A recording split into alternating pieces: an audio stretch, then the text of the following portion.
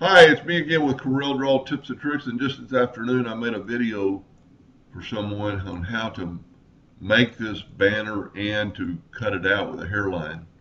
And if you haven't watched that one, you might want to go back and watch that. But I started thinking about that looks good, this might look better.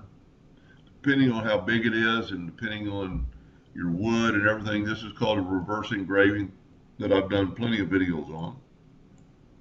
But I thought I'd go ahead and just show you how to do this, or show her. So take your name, and if you see sometimes you can't click on the text, you can always just select the text. Then go up and left click, right click, and before we do that, let's take our outline and convert it to a gray. Then take your Smart Fill tool and make sure it's set on black and no hairline, and fill in this area.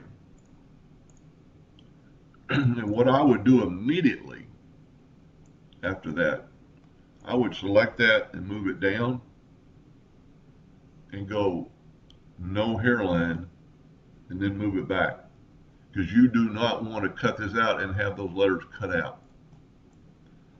So then you can take your Smart Fill tool and fill in these two passes.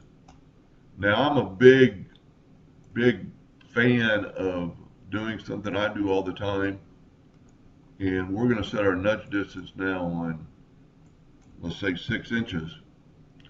And I am going to take and try to grab the outline and move it off the page. Take this, and all I'm doing is nudging. And see, sometimes you can't grab it, but if you just select it, you can get it.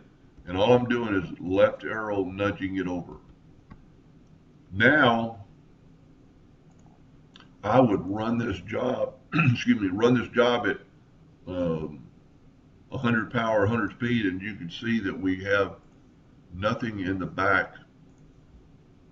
The words are transparent, so they will not engrave.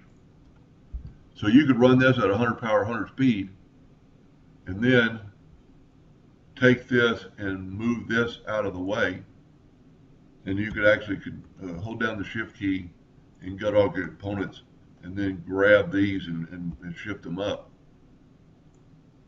And then you could, because it's already, you moved the graphic up, but your engraved wood is still down there that's going to look like that.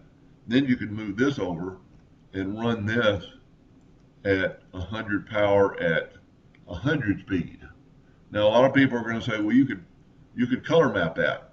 Well, you could, but if you do them separately, you already know what the black looks like in the engraving. Then you could go and look at the gray, and if it's not quite engraved enough, you could run it again at, at 50 power and 100 speed, and just add a little bit more detail. And I'm only suggesting if you're only doing one or two of these. If you were doing hundreds of these, you wouldn't want to do this. You would want to color map it. So, but you could also go a little bit further and run it in 3 different passes and run these at a different, and you could actually, you don't have to move them off the page. You could leave them on the page, and I don't know if all print drivers are the same, but you hold down the shift key and hit that, and then go to print, go to selected, and go to preview, and there's just those 2 dots. That's all that's going to engrave if you use selected. I don't print off this laptop, but this would look really cool. And if you're just doing 1 or 2 of them, you're going to get the most bang for your buck by running it twice, and make it even look a little bit better if you run it 3 times. Anyway, I hope that helped a little bit. Thank you for watching.